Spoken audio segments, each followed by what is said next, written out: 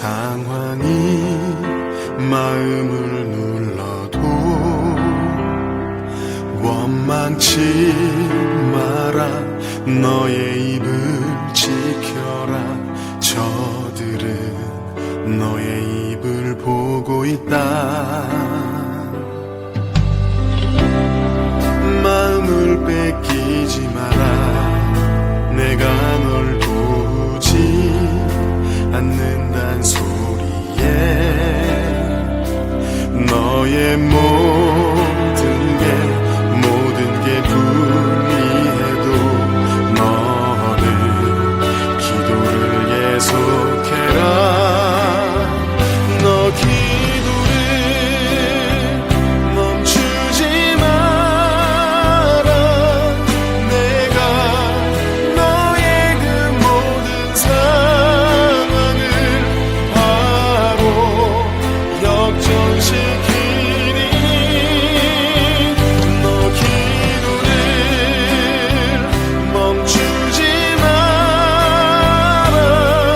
내가 잠시도 쉬지 않고 모든 걸 지켜보고 있으니 바로 역전되리라.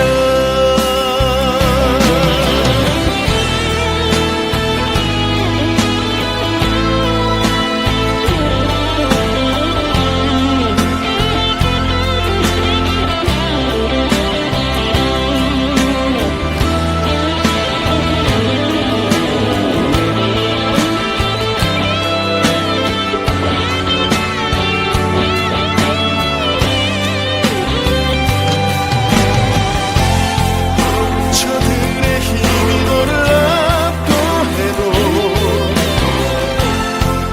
저들의 힘이 내 숨을 조여도 너는 보리라. 기도의 능력을 내가 역전시키리라.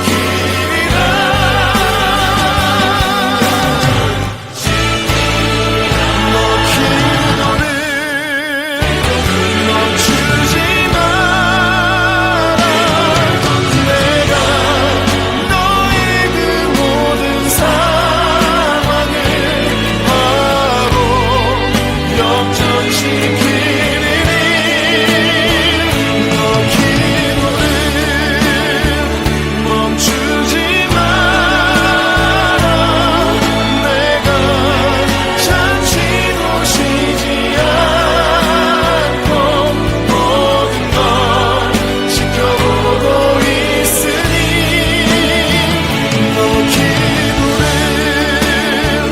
멈추지 마라. 내가 너의 그 모든 상황을 바로 역전시키리니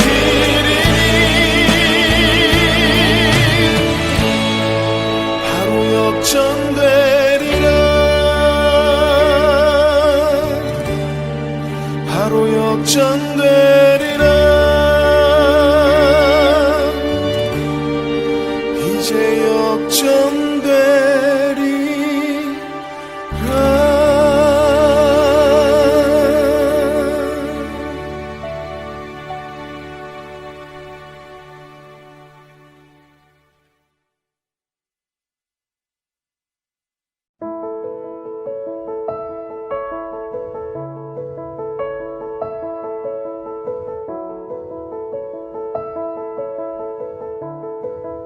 왕이 하만과 함께 또 왕후 에스더의 잔치에 가니라.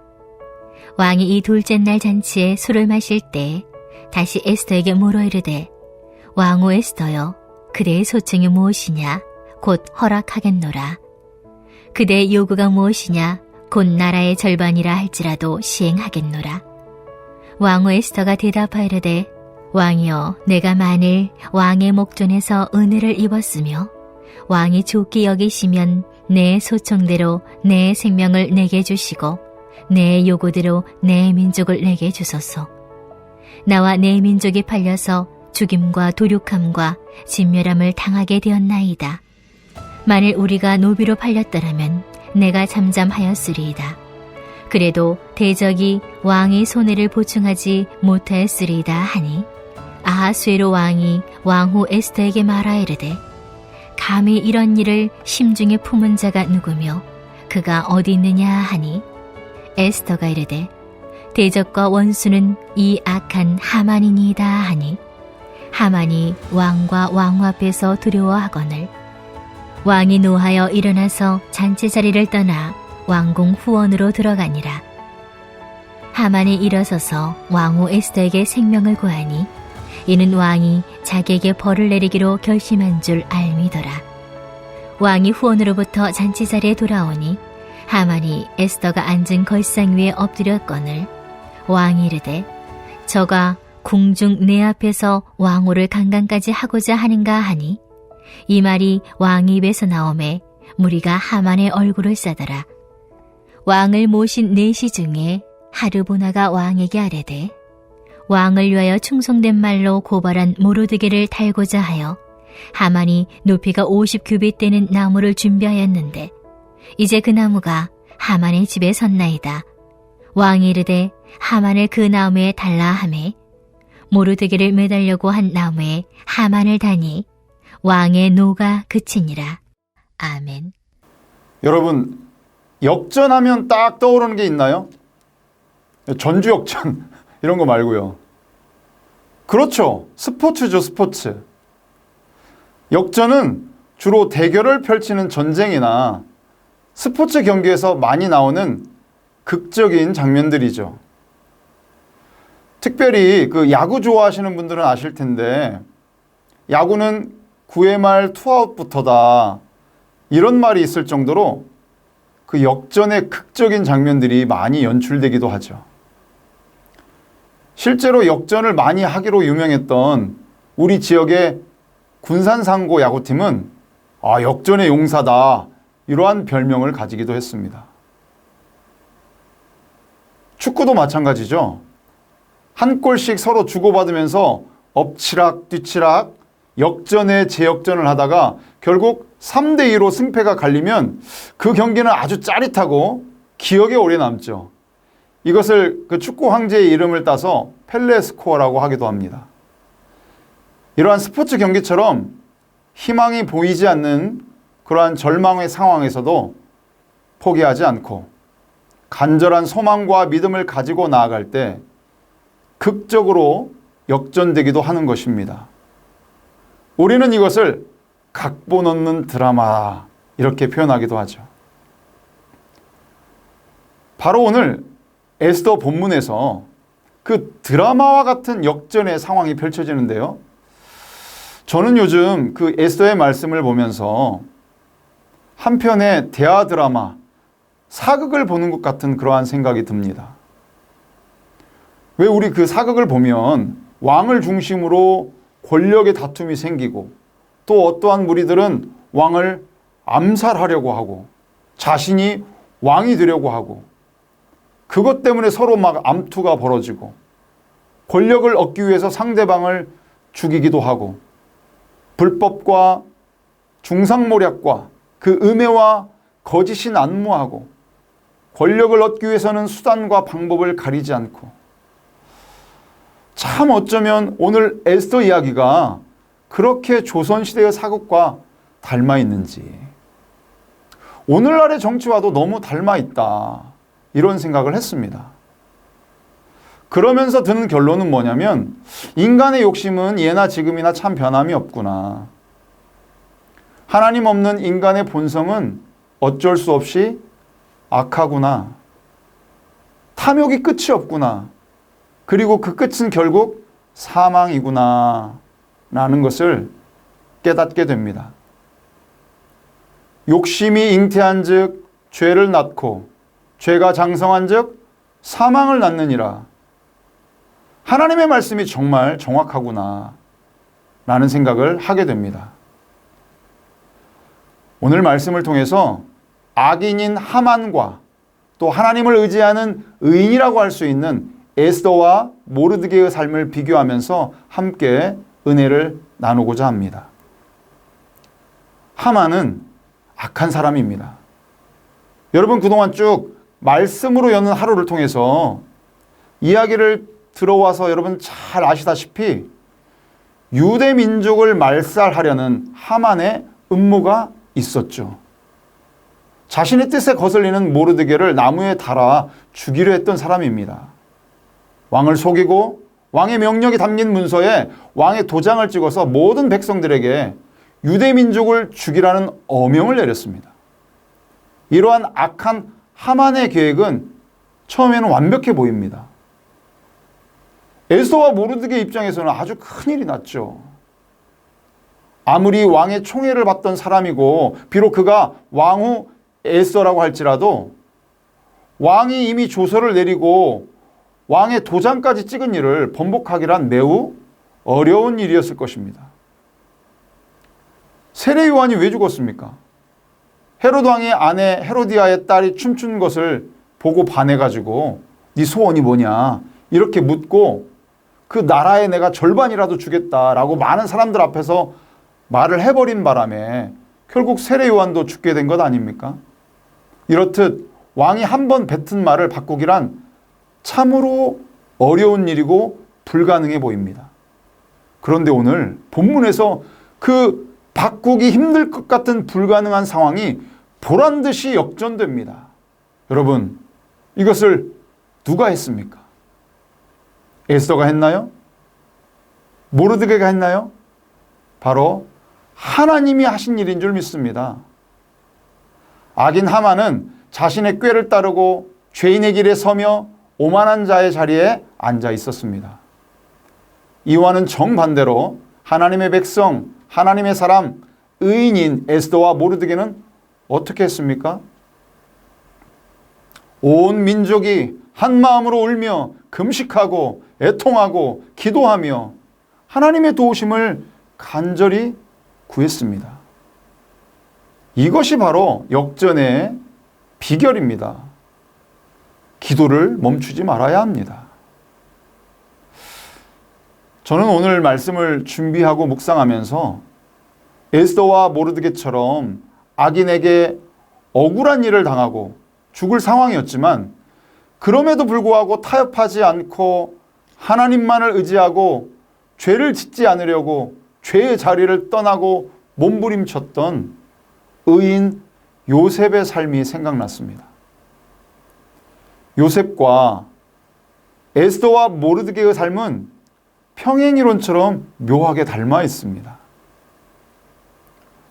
요셉은 어려서 형들에게 꿈 이야기 좀 했다고 미움받고 애굽의 노예로 팔려갑니다. 그러나 요셉은 그럼에도 불구하고 그곳에서도 하나님의 백성으로 자신에게 주어진 일에 열심히 최선을 다해서 살아갑니다. 그런데 주어진 결과는 악인인 주인의 아내의 유혹과 모함으로 언제 죽을지 모르는 감옥에 가게 됩니다. 여러분, 유혹을 이기기가 쉽습니까? 쉽던가요? 그저 그냥 눈 한번 딱 감으면 앞으로 편하게 먹고 살 것 같은데 그러한 유혹이 왔을 때 여러분 뿌리치기 쉽겠습니까? 에스더도 유대 민족이 어려운 소식을 듣고 자신은 이미 왕후가 되었고 자신이 유대 민족인 것을 다른 사람들은 잘 모르고 있는 상황이고 그냥 혼자 잘 먹고 잘 살면 될 수 있는 상황이었지 않습니까? 세상 살다 보면 그냥 좀 적당히 악인과 타협하고 좋은 게 좋은 거라고 그 사람 비유 맞춰가면서 불법인 줄 알지만 나만 그렇게 사는 것도 아니고 세상의 문화가 그렇고 세상 풍습이 그렇다는데 어쩌겠어 하면서 맛을 잃은 소금처럼 쉽게 죄의 유혹에 넘어가게 되지 않던가요? 그러나 요셉과 에스더는 분명히 달랐습니다. 창세기 39장 10절의 말씀입니다. 여인이 날마다 요셉에게 청하였으나 요셉이 듣지 아니하여 동침하지 아니할 뿐더러 함께 있지도 아니하니라. 아멘. 의인은 악인의 자리에 함께 있으면 안 됩니다. 그 자리를 떠나야 할 줄 믿습니다. 그러나 그럼에도 불구하고 그런 요셉에게 돌아온 그 대가는 매우 혹독했습니다. 주인의 아내로부터 모함을 받고 억울한 누명을 쓰고 결국 감옥에 가게 됩니다. 언제 죽을지 모르는 그 감옥에서의 삶은 비참하고 더 이상 소망이 없어 보입니다. 그러나 결국에는 하나님께서 요셉을 사랑하시고 그의 삶을 인도하셔서 그 모든 상황을 역전시켜 주십니다. 아하수에로 왕이 왜 하필 잠이 오지 않고 또 왕의 기록물을 보게 되었을까요? 누군가 왕을 죽이려고 했다. 그 음모를 모르드게가 알고 고발해서 왕이 암살을 피하게 되었다. 이 놀랍고도 귀중한 소식을 왜 하필 이 타이밍에 그 아하수에로 왕이 알게 된 것일까요? 왜 요셉은 애굽으로 노예로 팔려가고 누명을 쓰고 감옥에 가게 되고 그 감옥에서 꿈을 해석하는 능력을 보이게 되고 애굽 왕 바로의 꿈을 해석해서 애굽 전체를 다스리는 총리가 된 것일까요? 모르드게는 자신을 모함하고 죽이려 했던 악인 하만이 가지고 있던 그 왕의 도장 반지를 가지게 됩니다. 그리고 하만의 지위까지 오르면서 하나님께서 그의 모든 상황을 역전시켜 주십니다. 신기하게도 요셉도 왕의 도장 반지를 얻게 됩니다. 에스더 8장과 창세기 41장 42절의 말씀을 함께 읽어보겠습니다. 에스더 말씀입니다. 왕이 하만에게서 거둔 반지를 빼어서 모르드게에게 준지라. 창세기 말씀이요. 바로가 자기의 인장 반지를 빼어서 요셉의 손에 끼우고. 반지 얘기가 자꾸 나오니까 영화 반지의 제왕이 생각나네요. 그렇습니다. 우리의 삶을 한 편의 영화처럼 연출하시고 이끌어 가시는 분이 바로 하나님이십니다. 그 하나님의 계획과 하나님의 때에 하나님께서 모든 상황을 역전시키기 위한 각본 있는 드라마를 쓰고 계신 것이었습니다. 우리 믿는 자들에게는 각본 없는 드라마가 아닌 하나님의 인도하심 따라서 이루어지는 그 하나님의 각본대로 살아가고 있는 그러한 삶인 것입니다. 세상에는 악인들이 넘쳐납니다. 그러나 거짓과 악인들은 결국 스스로 파멸하게 됩니다. 하만처럼 자신이 만들어 놓은 사형틀에 매달려 자신이 죽게 되는 것이죠. 잠언 29장 6절의 말씀입니다. 우리 함께 읽어보겠습니다. 악인이 범죄하는 것은 스스로 올무가 되게 하는 것이나 의인은 노래하고 기뻐하느니라. 아멘. 하나님을 의지하는 하나님의 백성들은 악한 자들로 인해 때로는 억울하고 위험한 일을 겪기도 합니다. 그러나 결국은 하나님께서 그 모든 상황을 역전시켜 주시고 악을 물리쳐 주시고 모든 것을 바로 잡아 주실 것입니다. 우리는 하나님으로 인해 찬양하며 기뻐하게 될 것입니다. 사랑하는 성도님들, 선과 악이 싸우면 누가 이길까요? 악인은 수단과 방법을 가리지 않기 때문에 처음에는 악의 세력이 유리해 보입니다. 그러나 하나님의 공의가 악인을 반드시 깨트리고 멸망하게 합니다. 시편 1장 6절의 말씀입니다. 의인의 길은 여호와께서 인정하시나 악인의 길은 망하리로다. 할렐루야. 아멘. 말씀을 정리하겠습니다. 여러분, 악한 세력의 핍박과 공격을 받고 계십니까? 두려워하지 마십시오. 오직 금식하며 기도를 멈추지 마십시오. 우리는 담대하게 하나님만 의지하고 진리이신 하나님 편에 서 있어야 합니다.